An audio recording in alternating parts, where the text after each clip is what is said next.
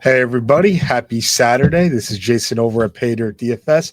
We are back again for week 11. This is the light diffuse video where we are going to cover the top game environments, game stacks, and really just certain, games you could try to build your lineups around in conjunction with the best plays found in our range of outcomes over on the site and our contest simulations. So just, you know, jumping right back into, actually I shouldn't say right back in, but you'll see in my article I wrote, week 10, if we thought it was tough to find some game environments, I think week 11 is going to be, even worse. In not in necessarily a way where I don't think you can grab plays, but I think if you are hoping to find the environment in which you grab 4 to 5 pieces from this week and make a mega stack, not really a lot of that this week. So we're going to dive in, first to cover the game environments that I think we can get to. So these are in no particular order, but the ones we're going to be discussing, and I'm going to try to keep this as brief as possible. Seattle and the LA Rams. We're going to do Chicago, Minnesota, Cincinnati, Pittsburgh, Kansas City, Denver, San Francisco, Arizona, Atlanta, Carolina, the Giants in Green Bay, and not to make everybody vomit, but the Houston Texans. Predominantly just them. I don't really have interest in the Tennessee side. But let's start with the Rams and the Seahawks. So in this spot here, when you go and look at just the overall pricing of everybody in this game, it's very, very expensive. They have one of the higher totals on the week. In this spot, I'm going to keep it very simple. I think you definitely want a piece of this game if you can, especially if you think this total gets met. I just think you have to get creative of really how you get there and how you want to really build that out. I don't think this is a game stack, a stack that you could really go and grab so many pieces from. If you want to get really, really creative, you could do something like this. And starting with Darnold, if you wanted to do something like a Darnold, and let's take Darnold, JSN, and then you want to pick off like AJ Barner. You want to try that, and then you want to maybe try and bring it back with Puka Nakua. You can do that if you want to. It doesn't leave you a lot of salary left though, too. If you wanted to hopefully get Devontae Adams in this week instead, you could do that also. But still, though, you're left with 5K less per player. If you wanted to maybe play this stack and then, bring Kyron into it, there's, to me, that's very, very pricey. I mean, I don't think I want to start most of my builds that way. What I will say, though, is that a way that you can get a little bit different here is, and again, I'm not saying to ever fade JSN. That's not what I'm talking about. But I do think, maybe betting on one of their new toys in Seattle, like maybe you start with Sam Darnold and you take a Rashid Shaheed and, you play Barner and then you go get Puka. Maybe you do something like that. Overall, I think I'm going to be limiting myself to one-offs from this game. I don't think I'm going to be playing a quarterback here. If I was to, though, I definitely prefer the Darnold side. Overall, just how the Rams play, they have a pretty good front four. They're pretty good, linebacking core, but their secondary is really not that great, and they haven't really been tested. When you go and look at who the Rams have played over the last few weeks, they gave up 26 points to San Francisco. San Francisco's a good offense, but this is kind of what I said last week. I like that game a lot because I just don't think that their defense has really been that tested. You have the Rams, you have Jacksonville, you have Baltimore without Lamar. You have, they got crushed by San Francisco on that island game. They give up 20 points to Daniel Jones and should have been 27 to 28 if Adonai Mitchell didn't throw the ball out of the back of the end zone. So I just think that this is a really good, offense on defense matchup here for both sides of the ball. I think both offenses are going to score and they're going to produce. I just don't know if they're going to pay off the salaries to do it. I think JSN is arguably one of the best one-offs you could play here. I mean, that's not going to be a secret, but with everybody really running to Jamar Chase, I think JSN out of every wide receiver has a game that I look at and say, wow, he can really, really kill you. And especially with how the Rams are set up, where they sort of play this, deep cover three, but it's kind of like a man matchup zone where they sort of pass guys off to each other, and they could definitely get deep, beat by some deep balls. So really, really think that JSN is an incredible one-off. I also do think Rashid Shaheed is pretty much fitting the bill for this as well. Going and looking at him and just sort of the routes he runs, first week against, in Arizona, he didn't really do much. They didn't really need him to. But you can see here, like they just saw him when he was on New Orleans, 5 of 9, 26 yards long completion, 68 yards. he's averaging 13 and a half yards a catch. And now he's got Sam Darnold throwing him the ball in a much better offense. I think Shaheed is a pretty good one-off. And the other thing I like about Shaheed is he tends to give you some leverage, I think, off of some of these wide receivers. So when I see here, people are going to go up to Wandale. You're probably going to have some people looking to play Romeo Dobbs. You might have some people playing some QJ with Herbert stacks. You might have some people trying to go to Tez Johnson a little bit. I really like this price point for Rashid Shaheed. He doesn't take much to really get you where you need to go. So I do like that. But yeah, I think JSN and Rashid from that side, and obviously from the Rams side, if I need to tell you to play Puka Nacua or Kyron Williams, you should probably unreg your lineups. You don't need me to tell you that. One little tidbit I will give here for the Rams side. This Seattle team is like one of the nut worst matchups for tight ends, meaning that they can't really cover tight ends. So if you want to play the roulette game here and try to pick one of these cheap tight ends, I think it makes sense to take a stab on some of these really, really cheap tight ends. And then you're going to play McBride as your other tight end in hopes that maybe you catch that, 10 to 15 point game from one of these. You might, but I just think a guy like Higbee can do it to you. I mean, Ferguson, sure. It's just tough who you pick who do it. But if you're going to stack the Rams, your second piece should probably be one of those cheap tight ends. I think one of them probably scores a touchdown. I'm not trying to predict the future. I'm not saying roster them, on that. But I do think if you really, really want to dumpster dive, that's probably one of the better places you can look on the slate. So just to recap, we're going to go JSN and Shaheed, JSN being a main priority. On the Rams side, obviously play Puka Nacua. That's always a good idea every single week. And I do like the idea of going to one of those tight ends. Kyron, if you want to play, that's fine. I think he's a little kind of awkwardly priced. So maybe, I don't know. Like Kyron, I'm a little iffy on, especially him too. Like it's been a very long time since he's like actually shadow round anybody. And, when he does do really well, it's, he needs the multiple touchdowns, but then he also needs guys around him to really fail. And I don't know. To me, it just doesn't feel like a Kyron Williams spot. All right. So next game we're going to go to Chicago and Minnesota. So I started talking about this in the Discord with Pablo, and this is a game that I definitely want some pieces of. When I look at the Chicago side, I'm going to be frank with you. I kind of think everybody is very, appropriately priced or even slightly overpriced. The only person in the receiving game that I have some interest in is Odunze, just because of the scheme that they really tend to run there in Minnesota. I said this on the bakery. I said this, week one in the Discord. Ben Johnson has been shredding this defense of whoever the fucking, Vikings D coordinator is, the Brian Flores. He's been shredding him for years. This year, earlier, that week one game, Chicago, Minnesota, that was the first game in the last 4 to 5 appearances where Ben Johnson's offense hasn't scored at least 30 points. And in one of those games, it's when they shut down half their offense for a half because Detroit was already in a playoff spot. It was like week 17. They were resting people. Is this the Detroit Lions offense? No, it's not. Do I think that he has a game plan where he can still shred this defense? Absolutely. So I don't hate the idea of taking one of these guys as a one-off. My favorite play from the Chicago side is probably DeAndre Swift.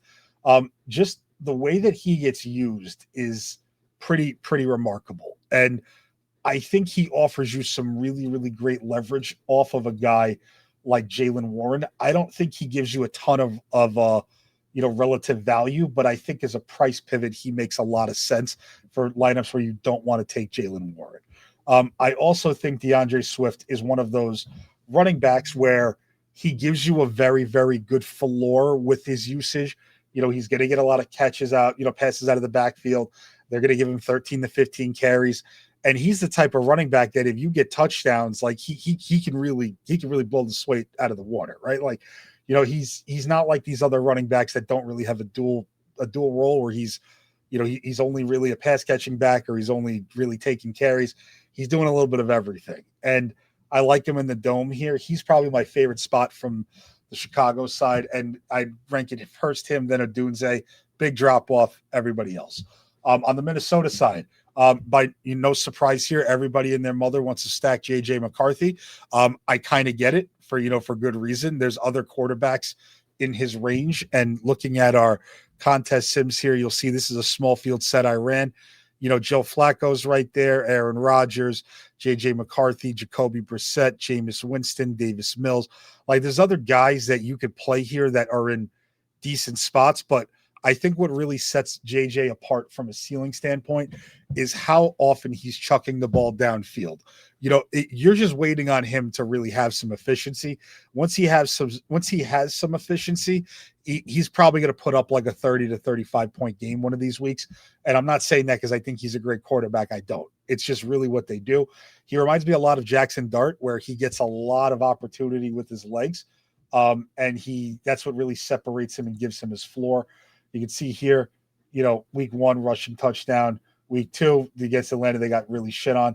His first game back, 12-yard touchdown run, throws for 2, 48 yards rushing against Minnesota, throws for 1.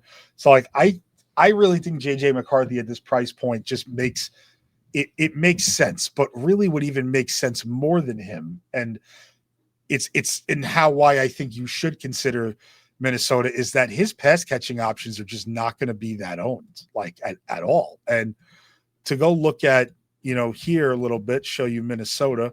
So here we have Justin Jefferson, Jordan Addison. Justin Jefferson coming in at 17%. I don't know how much I really buy that. But you have a guy in Jalen Naylor here, sub 10%. Getty doesn't project great, but he's a big deep ball threat. If you're going to play a cheap quarterback and like a cheap pass catching option, you could definitely consider them there. I think Aaron Jones is also a fairly sneaky play, where I really like the idea of going to Minnesota. They're not my favorite stack by any means, but I definitely think you have to consider them just with how cheap they are. And also Chicago's defense is just, from an explosive passing standpoint, just not really that good. I just don't think that they really have the horses to keep up with JJ and Addison. And if McCarthy sucks, and he sucks, that's all right. But it doesn't really get much better than this. You just saw what Joe Flacco did to this defense, what Jackson Dart was doing to this defense before he got hurt. People forget, too, even though he ran it in, like Jackson Dart was kind of dropping some dimes all over the field, too. Went for 242 and then got, hurt at the beginning of the fourth quarter. Like, Jackson Dart was on his way to like a pretty monster game, all things considered. So I like the Minnesota side more. No free ads, but Polar Blueberry Lemon Seltzer, fucking game changer. Get yourself a bottle. It's delicious. I digress. So to recap, on the Chicago side, Swift is probably my favorite play from that side. Odunze is second best. Then it's a steep drop off to everybody else. I'm not going to be prioritizing the Chicago side in a lot of my lineups, but I think they can make this a game where Minnesota can get there, and I will sprinkle in some Swift and some Odunze where I feel appropriate. The Minnesota side, I definitely think you could stack them. I don't know how much I want to do a JJ double. I think you can maybe get it right with one, but Justin Jefferson is Justin Jefferson still at the end of the day, and I don't care who's on the other side. He can win that matchup. So those are my thoughts on that game, and I think it could be one that if you catch the right game script, everybody is cheap enough to make it one worthwhile. Next game, Cincinnati Pittsburgh. So this is going to be the chalk du jour of the slate this week, and it's really going to be starting with the running backs. I got to be frank with everybody here. The Chase Brown chalk is like really fucking stupid to me. It's really, really stupid. And don't get me wrong, I'm probably still going to play him a little bit just because we're assuming he's not going to have any sort of competition. And the spot against Pittsburgh, Pittsburgh is a decent defense, but Chase Brown can catch some passes. Like, personally, I don't really see that as them as road dogs. I don't really think I want to invest in that too much. So I'm probably going to go with no, you crazy Dutch bastard, on Chase Brown chalk this week. It's not going to happen. In my guillotine league, I'm praying he smashes, but for DFS purposes, not really what I'm into. Jaylen Warren, on the other hand, I get he's going to be colossal chalk, and everyone's going to sit there and say like, oh, he's not getting the usage. Oh, he, for 6,100. And like, unless you think that Cincinnati just like fixed their rushing problems overnight, it's hard for me to think that this guy doesn't have a ceiling if he finds the end zone. I mean, just look at him, right? Like 14-2. Okay. In a game that they were down, maybe he could have got more passing game work. Indianapolis, they're up most of the game, 16-2. Green Bay, Pittsburgh lose by 10, 13-2, 15 touches. Cincinnati 16, 127, 4 for 5 in a shootout. Yeah, it's like this guy is like really missing. He hasn't like put together that one game yet where he's got the yardage and the touchdowns. And I think it could happen here, especially I'm looking at the weather too.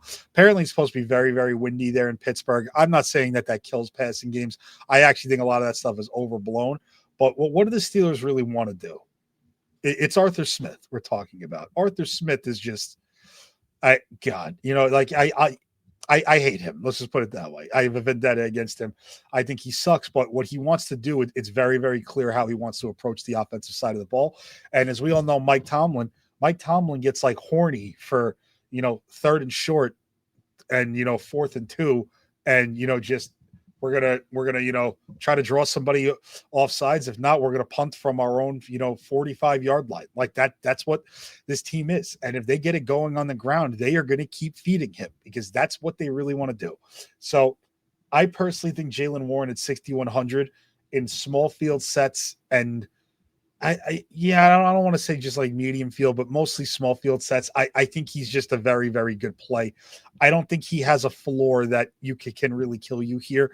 And if he does find the end zone along with the yardage, he can get 30 here. Like that's very, very much in the realm of his possibilities. Also on the Pittsburgh side, I'm not going to touch any of the wide receivers this week. I'm just not. I don't want to do it, and also Cincinnati. And people think Cincinnati's defense is terrible. They are good, but the one thing that they're very good at is they're very good at taking away some of your top receiving options. They don't give up a ton of deep plays. They don't give up a ton of downfield action.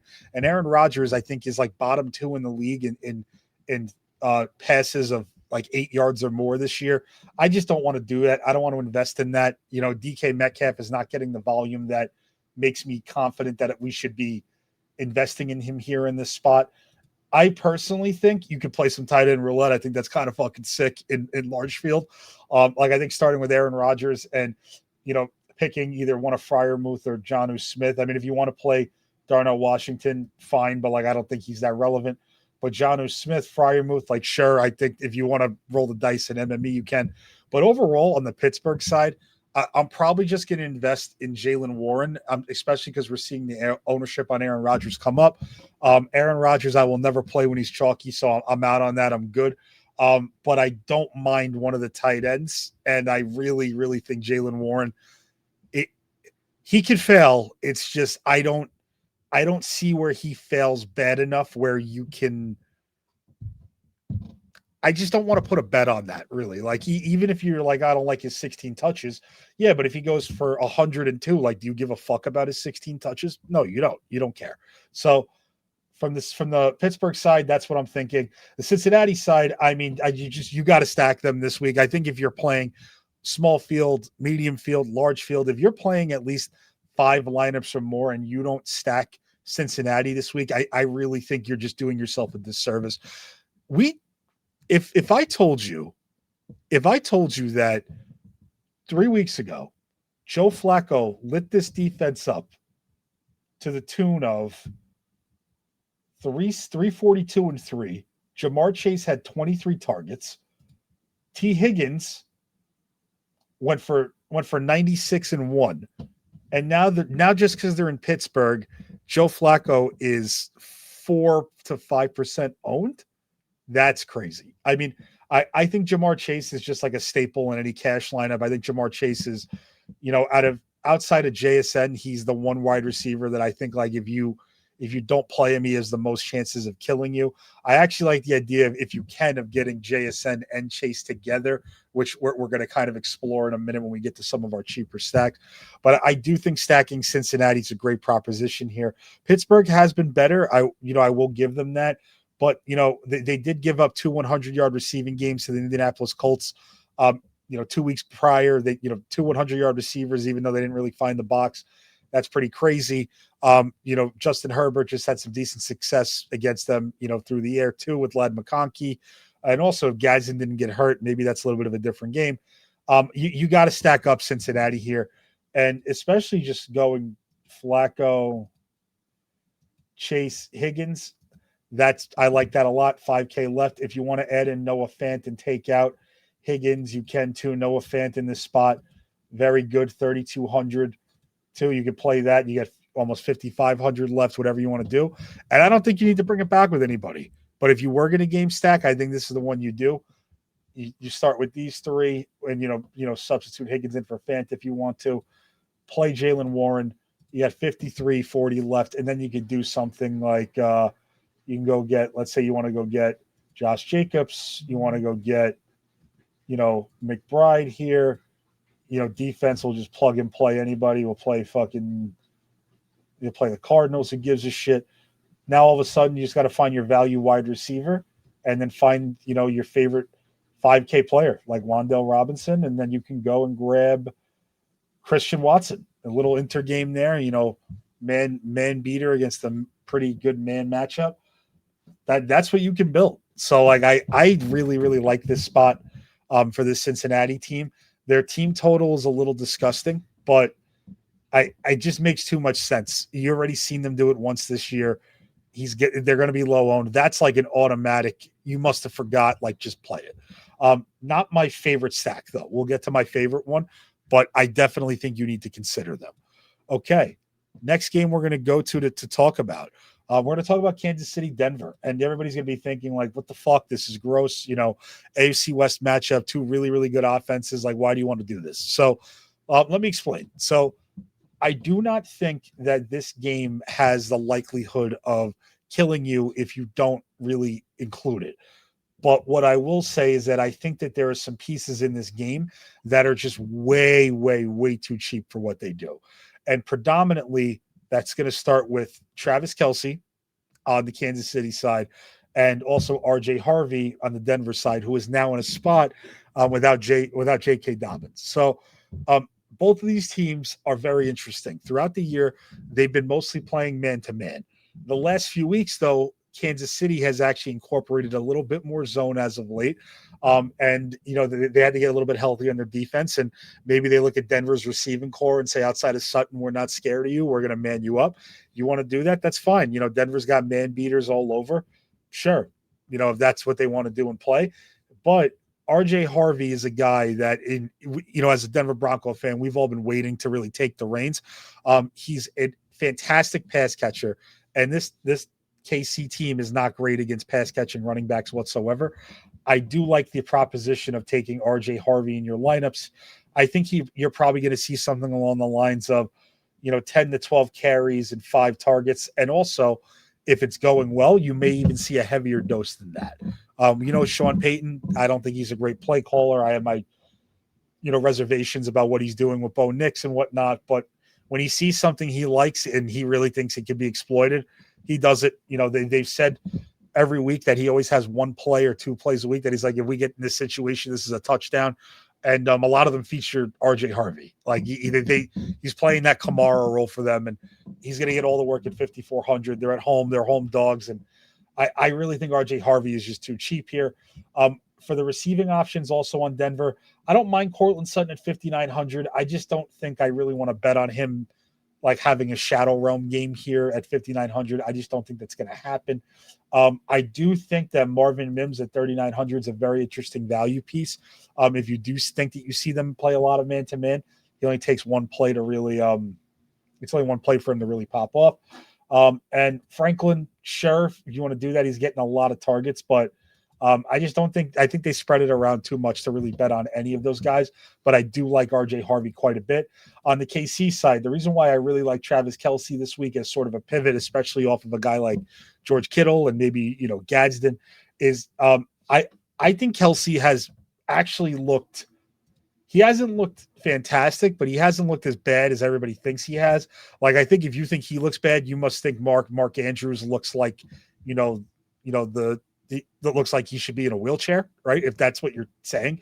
So Travis Kelce here, ever since ever since Pat Surtain has gone out to injury and he's not playing this week, they have greatly increased their zone presence and their zone usage. And against a guy like Patrick Mahomes, I don't think that they want to really give him the opportunity to scramble and make plays with his legs and do all that shit. So I think Travis Kelce is just going to sit himself 8 to 10 yards in, and I think he's going to catch a lot of balls. So like that's kind of where I'm going here. I think that he's a very, very good one-off piece. I think playing a lineup with him and McBride together makes a lot of sense. And also, when you look at the rest of these 48K options just on the slate, like outside of you taking a cheap quarterback, like you don't want to bet on a backup running back. You know, you have backup running back, backup running back. All right, you want to play Tez Johnson? Sure. You want to be my guest? Maybe you get Calvin Ridley back, but I don't think you want to do that against Houston. Jacoby Myers is now the second, third option in Jacksonville. You have Gadsden there, but that's also the pivot. When you go slightly above him there too, George Kittle, but that's the pivot. You can play Shaheed, which is fine. Johnston, you have Dobbs. So I think here he's a pretty high floor option, and if he scores, it's probably going to be pretty good. So I'm envisioning like a 7 for 70 in one game for him here. I think if they're going to want to move the ball, they're not going to be able to really run on Denver. Denver's going to plug that up. I just think what Denver gives up, Kelsey can really fill that. Obviously, if you want to take a stab on any of the other guys, I'm never going to tell you not to. Rashee Rice is a great play every week. You know, worthy if you could get the right game environment and scheme for him. He's also pretty good. But honestly, I think I'm going to lean more on the Kelsey side here and also Harvey. That's why I wanted to highlight this game. I just think both those guys are too cheap for really what they can do. All right, next game environment, San Francisco, Arizona. So this is also one that's definitely, not a surprise to anybody. Very funny that DraftKings is saying there's going to be rain as they're playing in a dome in Arizona. I find that hilarious. So, yeah, whatever. Keep doing your thing, DraftKings.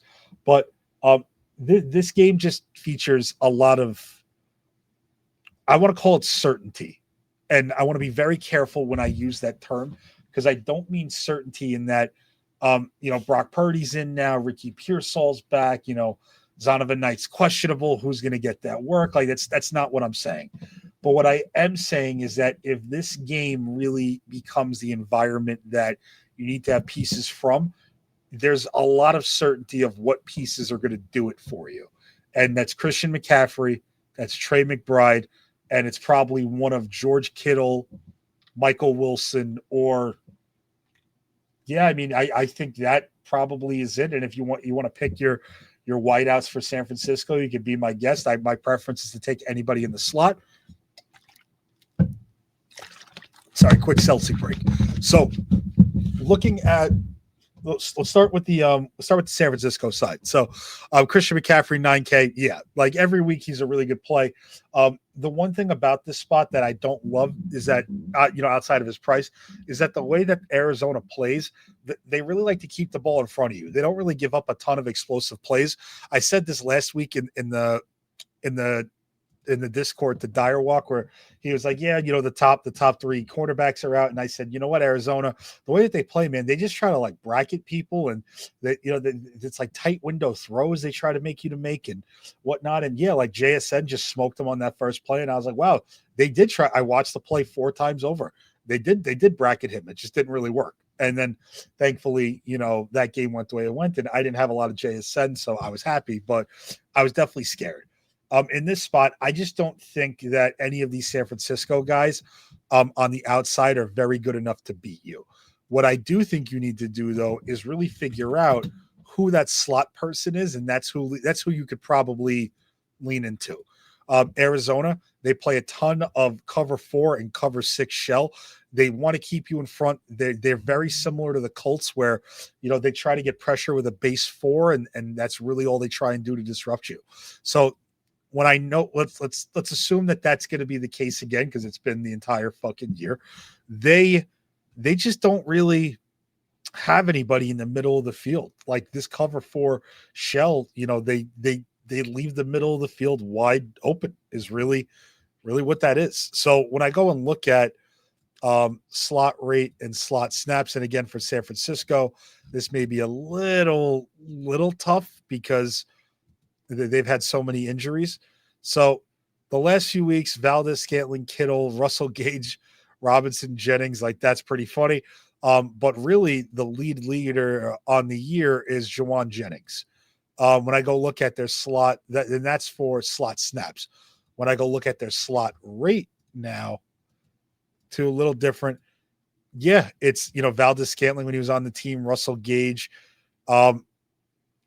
Kittle and then Jennings. It looks like Kittle or Jennings is probably going to be that slot guy here. Whoever you think is in that spot, I think is a very reliable option here. I'm probably going to lean more Kittle just because I think obviously they want to play through CMC and Kittle. But that's really the weak points of the game. San Francisco, they get Purdy back. The offense is just they're just a well-oiled machine, no matter who's really under center. I personally think Mac Jones is probably a little bit better right now than Purdy given the injuries.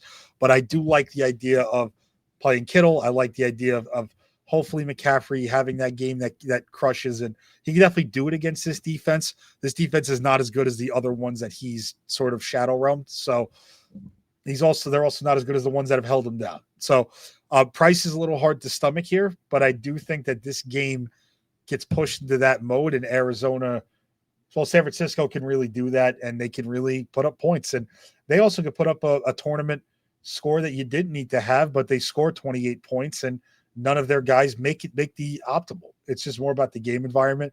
But I would lean, gun to my head, I actually would lean more into like a Kittle probably, and then CMC second given the price. Arizona now, I mean, Jacoby Brissett, I mean, how do you not play him, right? Like, he's a guy that I look at too. Again, if you're running 3 to 5 lineup sets this week, 20 sets, 20 lineup sets, 150 max, you got to have Jacoby Brissett. He's just way too cheap. This Arizona defense, not good. They I don't care what anybody says, that this is not a good unit. They haven't been a good unit for about 6 weeks now. Marvin Harrison is out. Just play fucking Trey McBride and Brissett. I think it's a great place to start. It's only going to cost you a little more than $11K to really start your build, and just look at what you could build when you take McBride, Brissett. Look at all this real estate you could build. Even if you wanted to just throw McCaffrey in there, like let's just do that. Let's say we wanted to go McCaffrey in the defense. Maybe we wanted to take, we'll take the Cincinnati Bengals. We're just going to punt a little bit. You can go get Jamar Chase. You can go get Jaylen Warren. Then all of a sudden, you're like, okay, how do I, find some more value here? Maybe you take another cheap receiver on Arizona and you try to make it a double. Michael Wilson's going to be the chalk. Why don't we play some Greg Dortch? Why don't we just do that? And then from there, you have enough to fill out your last spots. We'll get a cheap tight end here. Maybe we'll go get, a Rondé Gadsden. And then at 4,900, you can go play Shaheed and get a part of a really high total game. Maybe you want to take another cheap tight end, and maybe let's go get, instead of McCaffrey, let's go play George Kittle. We'll get rid of Dortch. Now look at all this flexibility you have. You can start there. You can go get a Rico Dowdle if you want to. You can go get basically anybody else you want. Maybe you want to play a little bit of the cheaper end, and you want to go there and DeAndre Swift. You could play Wan'Dale Robinson and then, Shakir. Like, sick, right? So I kind of like the creativity you could do with this, but really I just think they're just too cheap for the ceiling. McBride himself is like arguably the best play on the entire slate at his price point. He's just very valuable, and the only way he doesn't kill you is if he doesn't find the end zone. So if you want to bet on 6,300 getting 13 to 15 targets, and you're just like, oh, I hope he doesn't score, I don't like that proposition. So yeah, that's that. There, top 3 stack for me. Arizona this week, starting with Brissett. But so to recap that on the San Francisco side, Kittle for me first, McCaffrey. Then I would probably lean Jennings, but honestly, I don't really want to fuck with it too much outside of that. And then for the other side, Arizona, Brissett and McBride. I think that's all you need to start your small field builds or 3-entry max. If you're going to go large field, sure, go grab a secondary piece. But it's really where I think you should spend a lot of time starting your lineups there and seeing what you could build. All right. Last 3 games we're going to get to here. I'm going to try to get through these very quick, and then we'll go over the core. So we'll talk about the Giants and Green Bay for a second. So obviously Jameis Winston is back. Everybody loves Jameis Winston. I think he's the fantasy community's favorite quarterback that we all want to see just really do well. Good guy, loves to just happy to be there, throws the ball over the yard. Wan'Dale Robinson's going to get some ownership this week. And Green Bay, we talk about this every single week on the bakery. I talk about it a lot in my article. Me and SoCal have, aneurysms over this in the Discord. Matt LaFleur is a little punk baby. He does not know how to put teams out of their misery. He doesn't want to. I have watched this guy, you know, there's this Twitter account called the Surrender Index. You should check it out. Not a lot of followers, but what they'll do is they'll basically rate the most cowardly punts in the league. He's on there all the time. Like fourth and one from the 50, they take a penalty and pin somebody deep when they're up 10 in the second quarter. And then at halftime, he's telling his guys, "We've got to be tougher. We got to be more disciplined." Like shut the fuck up. You got Josh Jacobs on your team. You have all these thoroughbreds. Jordan Love is a 6'4" behemoth. Go pick up a fucking yard. I digress. But my point here is that Josh Jacobs on the other side of this game, very, very important. If there was ever a game where he was going to sort of shadow realm you, it could be this. You know, I'm thinking back to that game he had against Cincinnati where he was coming off a bye. He was a little bit injured, and everyone's like, he's not going to really do much. And he just happened to score that second touchdown late and scored 30 and beat everybody a little bit above or below him. I think this spot at 7,800, it makes sense to get to him. He feels pretty cheap. I also think you can go and take one of these other Giants pieces. Sorry, not Giants, Green Bay pieces. Predominantly Christian Watson or Wicks. You know, they play a ton of man-to-man coverage. And I like Dobbs. Like Dobbs has a red zone role that's pretty fun. But I just think there's upside here in Wicks and Watson. They seem like very good one-offs that they could have that one big play, that 60-yard touchdown that just sort of breaks the slate wide open. I like that a lot. I am not going to play Jordan Love on the slate. I think him at $6,000 is just it's just too expensive. It really is. Like we're going to talk about one of my favorite stacks in a minute here, and I just don't know how you go here over there. But I do love Josh Jacobs a lot this week. I think this Giants defense really kind of stinks in every facet, and they'll be able to establish the run here. But I do think the value here is really on the Giants side to make this game environment explode. You have Wan'Dale Robinson at 5,500. You have Theo Johnson for the Giants, also very cheap play, 4,100. Actually, that's not that cheap for him. I take that back. But he's got 5 touchdowns on the year. He's got a pretty reliable role with them. So Bellinger is back too. But I mean, that doesn't really scare me off him too much. But I think you could do worse than a Jalen, than a Jameis Winston double. But I think if you go Jameis and Wan'Dale, that's fine. I don't think I'm not going to prioritize Jameis Winston, but I do think this might raise Wan'Dale's floor a little bit and also raise his ceiling just because he's not afraid to chuck the ball. His first look is not to run. His first look is to get rid of it. So I like that a lot. There's some talk about the Ray McCloud stuff. Sure, if you want to do that, you can. I mean, it makes sense given how Green Bay plays defense. They're a cover 3 scheme and they leave the middle of the field open. But what they also do is their outside guys tend to press up and play a little bit of man with that zone. So they sit in a zone, but their corners will man up in the zone. That's basically what that means. And I just don't think these Giants receivers are like good enough to really get open. Like you're going to tell me Jalen Hyatt, Gunnar Olszewski. I don't even know if I'm pronouncing that correctly, but he doesn't respect. I don't have respect enough for him to pronounce his name correctly. That's a joke. I respect him. He's just not a good NFL player. Ray McCloud, 3K, sure. But I think Wan'Dale's probably the guy you want. I just think that there's paths where Green Bay guys can really have an explosion game, and I don't think Jordan Love is going to be benefiting from it. So on the Green Bay side, Josh Jacobs, big fan of. Christian Watson and Wicks, really good, strong one-offs here. The Giants, for me, it's going to be Wan'Dale and Theo, and that's probably it. But maybe we get a little silly for, large field and throw in a Jameis or two. Small field, though, absolutely not. I don't think you really need to go there. All right. Last game environment in total, and then we're going to go to our favorite stacks. So people are going to puke here, and that's okay. I said it all the time. I think Michael Penix sucks. I don't think he's a good real-life quarterback, but this is DFS. I don't care. I'm not about predicting outcomes. I'm about leveraging the field, and I think there's a higher probability that this Atlanta team scores points than really people want to give it credit for. I get that they've been very disappointing. I get that Bijan has sort of sucked, but this Carolina defense feels like they've been softening a little bit.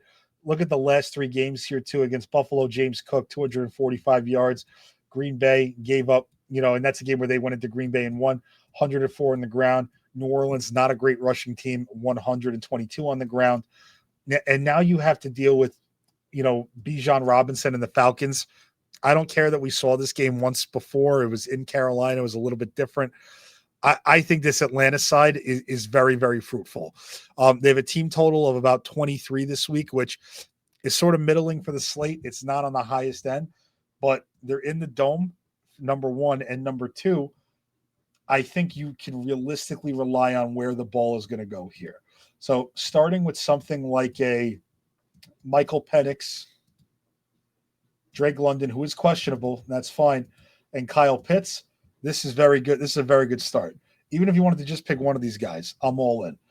But what really sets this game off for me is Rico Dowdle. So I was looking at ownership, and I'm kind of seeing that Rico Dowdle is going to be excuse me, sorry.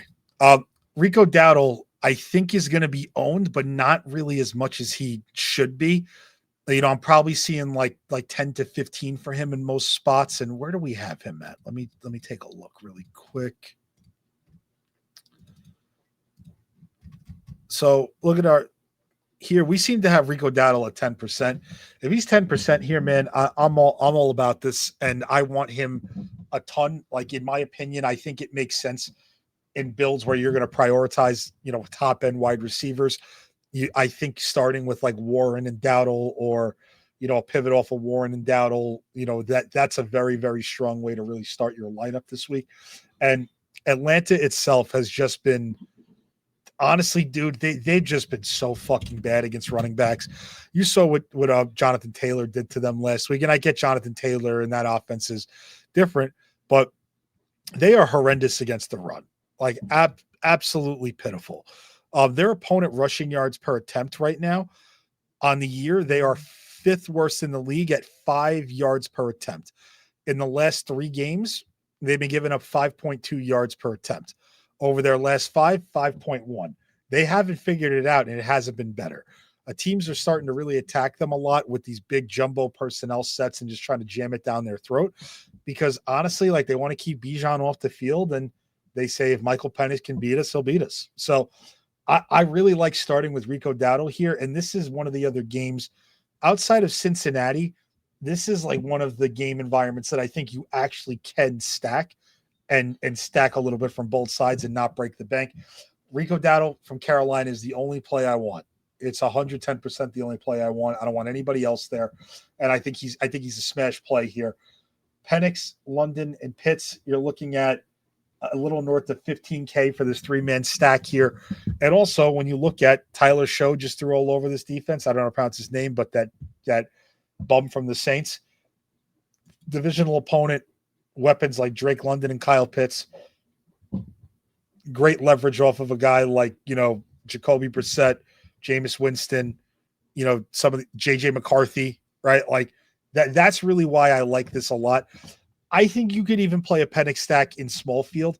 I don't know if it's going to make my top 3, but I think Penix probably makes my top 5, and just hopes that I catch that game environment where Dowdle runs all over them, and Penix has to chuck it to keep them in the game. And we've seen that happen quite a bit this year. Even when you look at Penix box scores, like at 4,700, he's got a 24-point game in there. He's got a 23-point game in there. He's got another 23-point game in there. And these are all games where they've been, down. They've been and lost. They've been down and lost. And, against Washington, that was a game that they won, but it was a little bit more back and forth. So he's thrown 3 touchdowns before too, and it's very concentrated. I just think it's very good leverage off of those spots. I'm definitely going to have some Penix builds. I know that that's probably going to make a lot of these viewers puke. I don't care. I'm in on Mr. Penix. Pause. All right, so that covers the top game environments. To go over my favorite stacks of the week, and this is just in no particular order. I'll give a little tidbit about each. Houston, give me fucking Davis Mills, Dalton Schultz, and Nico Collins again this week. Nico Collins, they did not raise his price, 6,700. He does get Tennessee. Tennessee stinks in all facets. I will say, though, there may be a world where Davis Mills doesn't get pushed enough to have the week that he wants, but then you're also banking on the running game from a team like the Texans to dominate. Like, if you think Woody Marks and Chubb are going to run for 2 to 3 touchdowns and take care of most of the scoring, sure. I just think Davis Mills is way too cheap. Nico Collins is way too cheap. Dalton Schultz is fairly too cheap. I mean, what is Dalton Schultz now? Yeah, 3,900 for a guy who's more than 5x that, 4x that, I should say, in 3 out of the last 4 weeks. Like, come on. Yeah, like I definitely want a piece of that. You don't need to bring it back with anybody. I also think starting with just like a single stack is fine. You want to pick Schultz, you want to pick Collins, that's fine. Nico Collins is one of my favorite plays of this entire slate. He's not going to be in my core just because I think starting from the highest owned plays and pivoting off of that can really help you. But I'm going to have a lot of Nico Collins this week at 6,700. It makes too much sense. Cincinnati, obviously, you said the Flacco doubles do that. Seattle, Darnold plus 1 or 2 into that, but probably 2. I'm not going to have a ton of Darnold, but he's going to make my MME pool. Minnesota, JJ McCarthy, after talking out more on this show and thinking about it, I'm probably going to keep him more large field base and hoping that I do catch, that game. But I do like the idea of a one-off from that offense. I also think Aaron Jones is a little sneaky too at this price point. Atlanta, told you about Penix, definitely going to, fire on all cylinders with that. Giants, large field mostly, not really going to touch them in small field. The Arizona Cardinals, with Brissett, abso-fucking-lutely. We talked about how much into that and I just don't think you can really go wrong with that. And it feels like the floor is very, very good there, and you're still going to get a ceiling. Last one I wanted to talk about, and then we'll go over the core quick, and then I'll, see everybody Sunday, is the Chargers. So I didn't put this in an environment spot because I just don't think that Jacksonville is going to have one fantasy play for our purposes that is really going to sit there and make you think like shit, like this one guy sets it off.